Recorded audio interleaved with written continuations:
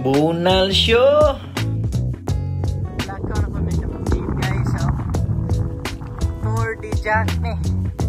Magtapat sa Tour de France. Litso, same route ra. Nindot kay panahon, 22 degrees. So ganado kay may mugawas para mag-bike-bike.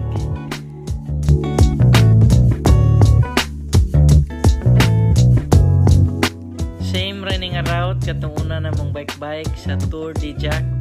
Pero mas layo-layo ning among anhaan karon. Nindot ni siya nga lugar kay pwede mo mag-picnic, mag-relax, mag-volleyball, mag-football. So daghang mga activities pwede dito. Pwede siya mo mag-kano or mag-kayak pero dili siya free. So kinahanglan mo mo rent. Pina-chill-chill data diha kay paangat man nga lugar.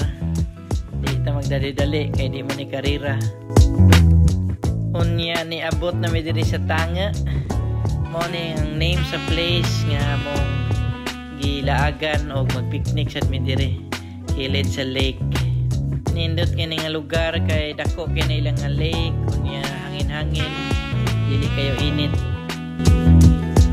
After 15,201 kasikat sa pedal sa bike, naabot na may sa picnic area. Unya inyo makita na sila volleyball court, unya mo na ilang lake, nasa sila gamay nga football field.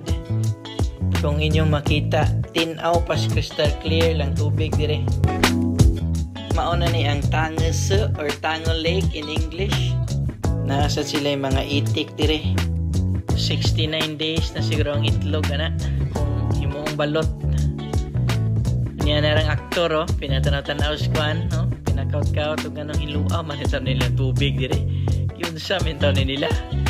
Bisag asang lugar gyud ka matanaw nga spot na tinawan lang tubig dire. Di lang bugnaw nangaligo na mi. Mao na ilang port kung magkayak mo or magkano. Makita ninyo dako gyud kay na ilang lake, lapad kayo. Nindot kay mag-relax dire. Pag mag-snacks, pauli na pud mi. Balik na sad mi sa mong ruta.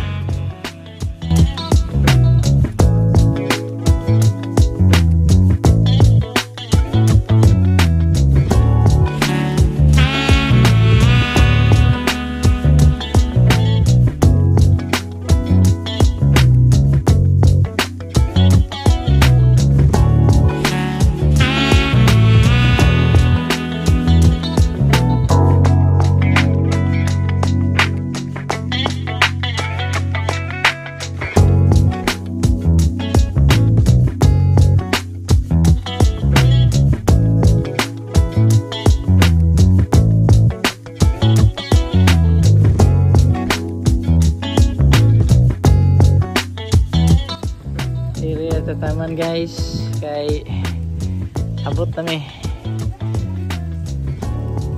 na 18 kilometers in total. That's a wrap.